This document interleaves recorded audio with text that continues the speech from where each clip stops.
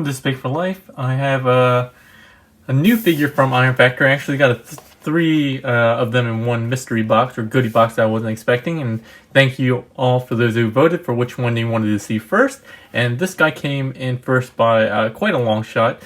I guess this makes sense because he is the only original mold out of the 3 sets that I got. But let's go ahead and get into Iron Factory EX-40 Mini One-Man Army, which is obviously their version of a cliff jumper. Box-wise, it's pretty standard that we've gotten from Iron Factory with some product images on the back. Let's open them up. Very standard window for the figure. Out of packaging, he does come with a set of instructions. He's encapsulated in his plastic coffin. Comes in robot mode, and then he comes with 2, actually I guess you can consider it 4 weapons, but we'll talk about that in just a second.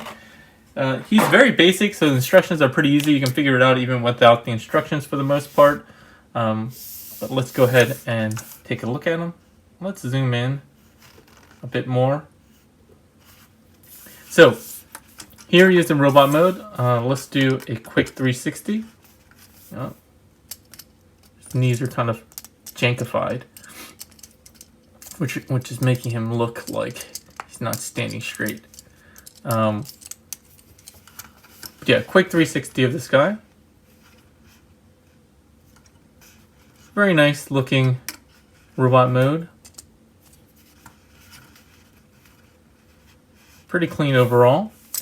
He does have a little bit of hollowness back here in the legs, but for a legend scale figure, not a bad idea. I think, like I said, he does come with a what looks like 2 guns. One that can peg in here. Well, I guess slot in since it's more like a tab. Here, I'm going to scoot out just a little bit. And then a cannon here. This peg folds up to reveal the tab. And gets this massive cannon, which cliff jumpers kind of become iconic for having like a big blaster. I think that looks kind of funny this way. Oh, I actually no, I have it backwards. I forgot it's kind of a shoulder cannon. It goes this way. But his shoulders are big and bulky, so it's hard to actually get it up without his shoulders kind of getting in the way. There we go. But you can't do it. What is kind of interesting is that he also has these 2 attachments on the side, which you can, they're the same, but they can also be little handguns as well. The thing I like to do with this is just to make him really look like a one-man army is, and I don't even know if this is intended, but I imagine it is. They don't really show it in the instructions, I don't believe.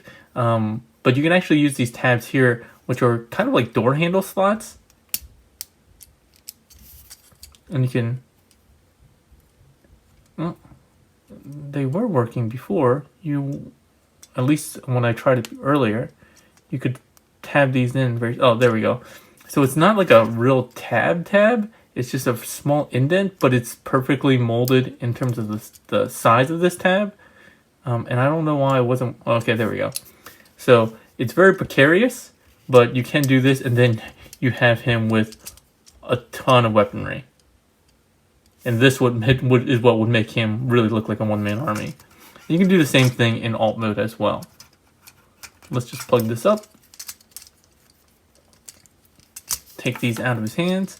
The one other feature that he does have with the weaponry is that this gun can fold up. You can open up his backpack here, and you can see there's 2 tabs. You may not be able to see them. And then there's 1 tab right here. And you want to come in here. Sorry, it's very hard to do in front of the camera. You should be able to tab that in, and then put the backpack up. You can actually see it through the hole in his backpack, but you can store the weapon that way. Alright, so let's just take that out. Move to the side. Articulation wise, he is a pretty classic ball joint figure for legend scale. He does have a little bit up. It does get kind of restricted by his backpack. You can move that out of the way to get a little bit more, but it is on a ball joint.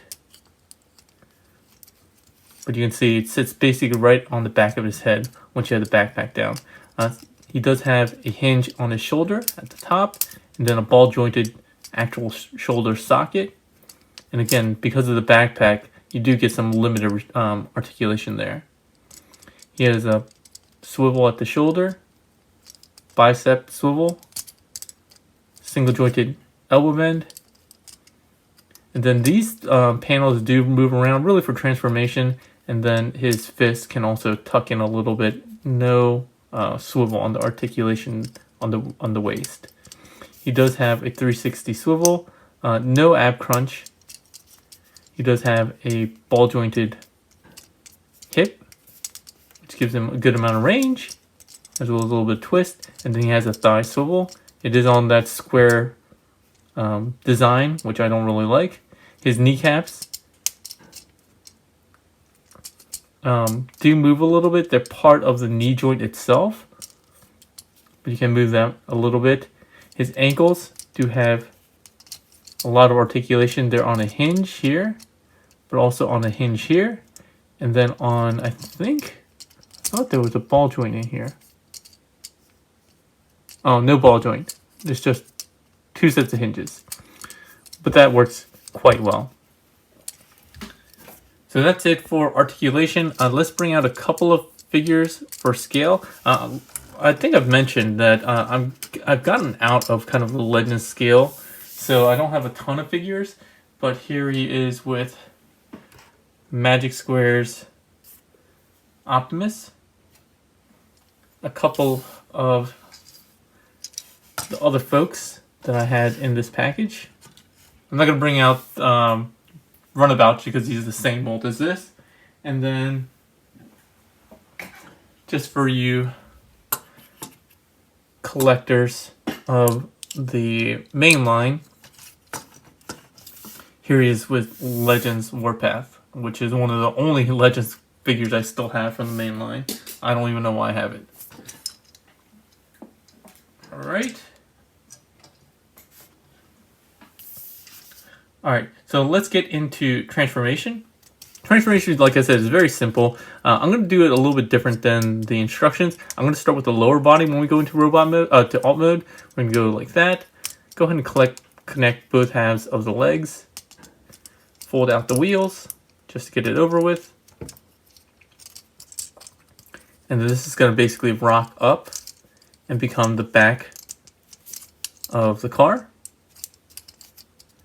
And then the knees will kind of fold down like so. Not quite 90 degrees, but you want to do that as much as possible. Pushing down on these kneecaps to get them kind of straightened so they're at like this kind of angle. So you can see how it kind of shrinks down and sinks into the legs. For the upper body, I'm going to pull back on the backpack just to get it out the way. Turn the head around. You do need to do this. And the chest just kind of flips up. It's on a set of double hinges. And you're just going to cover the head like so. The forearms, you want to pull in the hand first. They just tuck in like so. And rotate this forearm panel down. And then you're going to pull this up while rotating the forearm up backwards 90 degrees, so you have this side of the car. So we'll repeat that. You do have to fold in the hands first so you can move these panels down. Rock all the way up. Like so. Alright, and the shoulders are on double joints. We'll actually deal with that later. Let's go ahead and deal with the backpack first. So the backpack's going to rock back. Wait, actually, no. I'm sorry. We want to do the backpack last. So you want to rock up on these shoulder joints, which are on the ball joints and that hinge. And the fist will go into the cavities that are there. When you close these up, you see that there is a set of tabs, kind of where the doors are. And then we'll go ahead and tab in the roof. The roof tabs in back here. 2 tabs. And then you're just going to do a bit of cleanup. Come on. There we go. like so. And there we have Cliff Jumper, or mini one-man army in alt mode. And he kind of looks like a blocky Mini Cooper, but he also kind of looks like Outback or Bronze alt modes, kind of a off-roader. But yeah, I think it looks more like a Mini Cooper, a blocky Mini Cooper, especially with the racing stripes and everything like that. The gun, once you fold it up kind of like we did before, just the barrel, it does store up here, so you want to kind of tuck it in like so. I don't think this is the best storage.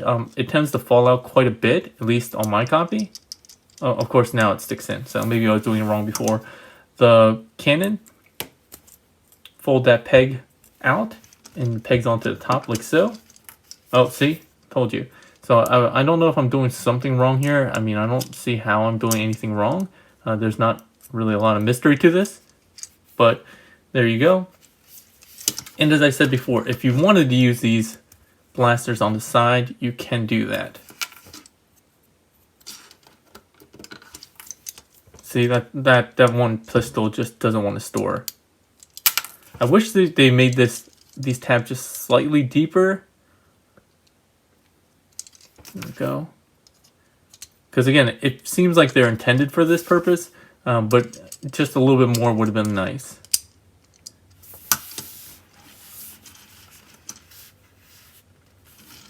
He does roll around. His wheels are plastic. And overall, the quality of the materials is what we would come to expect from Iron Factory. The one thing I will say is that the blue paint on here, just this dark blue paint on the windshield and windows, is not that nice looking. It's actually very not smooth. It might be hard to see on camera, but you can see when it catches the light, it's kind of like not very smooth. It's kind of orange peely in some places and not totally consistent. So that's a little bit of a bummer there. It's not terrible, I guess, for such a small figure, but I was hoping, yeah, like you can kind of see it here, like when I move around the light, it's kind of unsmooth there. But yeah, that's really it for the alt mode. There's not a lot else to talk about, so let's go ahead and get him transformed back into robot mode and finish off the review. I don't have any other figures currently in alt. Oh, actually, hold on. One figure that I can bring out that might make sense is New Age's Bumblebee. Oops, his gun storage is also not great. But you can see New Age Bumblebee. This actually scales pretty well together, I think. Doesn't make a whole lot of sense as a comparison, other than the fact I have him and he's small and he's often compared to Cliff Jumper.